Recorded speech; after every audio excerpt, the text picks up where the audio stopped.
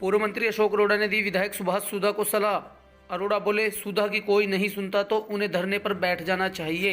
मैं भी बैठूंगा उनके साथ धरने पर। वरिष्ठ कांग्रेसी नेता एवं पूर्व मंत्री अशोक कुमार अरोड़ा ने बीजेपी जेजेपी गठबंधन सरकार पर बड़ा हमला बोलते हुए सरकार को हर मोर्चे पर फेल करार दिया है। अरोड़ा ने अपने आवास पर पत्रकारों से बातचीत में कहा कि बीजेपी जेजेपी राज में विधायकों मंत्रियों की नहीं चलती। उन्होंने कहा कि ईमानदारी का ढकोसला करने वाली सरकार में एचसीएस भर्ती घोटाले समेत कई पेपर सरेआम लीक हो गए। इतना ही नहीं, अरोड़ा ने थानेसर शहर के मुद्दों को लेकर स्थानीय विधायक सुभाष सुधा को भी आड़े हाथों लिया। अरोड़ा ने कहा कि 6 साल में एक सड़क इनसे बनती नहीं। गीता जयंती शुरू होते ही ब्रह्म सरोवर की सड़क का नारियल तोड़कर लीपापोती करवा दी। अरोड़ा ने स्पष्ट कहा कि विधानसभा में सड़क के मुद्दे पर विधायक सुधा कहते हैं कि मेरी कोई नहीं सुनता।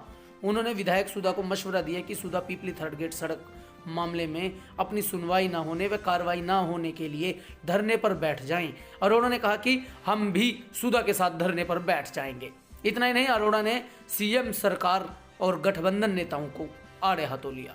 अरोड़ा ने स्पष्ट कहा कि सरकार हर मोर्चे पर फेल है। सरकार की करनी कथनी में भारी अंतर है। सुनिए अशोक अरोड़ा ने क्या कहा। क्षेत्र का जो पोल्यूशन का हवा का है वो वेरी पुअर में चला गया। सारी सड़कें टूटी पड़ी हैं, धूल उड़ रही है।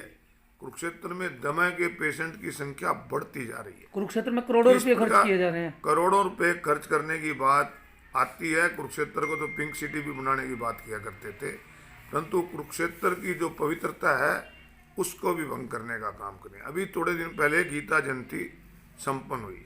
अच्छी बात है, गीता जयंती कुरुक्षेत्र का एक त्यौहार है, मनाया जाना चाहिए। गीता का संदेश भी विश्व के कोने कोने में जाना चाहिए। परंतु जहाँ तक हम ब्रह्म सरोवर की पवित्रता की बात करें, उसका ध्यान रखना भी सरकार का काम है।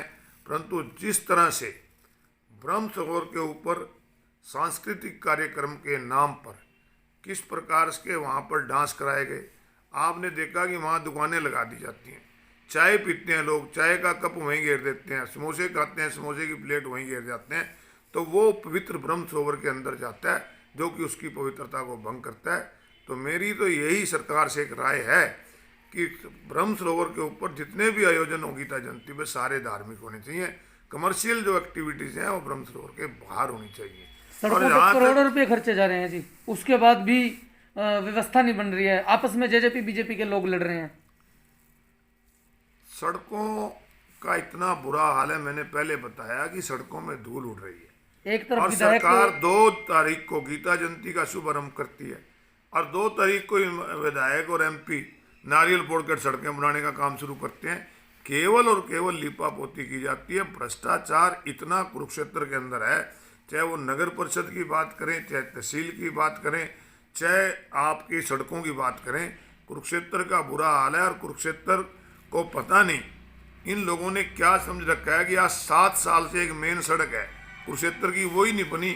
विधानसभा के अंदर तो विधायक कहता है कि सड़क नहीं बनती, तो सड़क नहीं बनती तो विधानसभा के बाहर धरना दे के बैठ देना। धरना देना चाहिए विधायक को। जो विधायक की मुख्यमंत्री मानता नहीं, अफसर मानते नहीं, तो फिर किस लिए विधायक है? विधायक धरना देना चाहिए। हमारे साथ बैठे धरने में, हम भी बैठेंगे उनके साथ।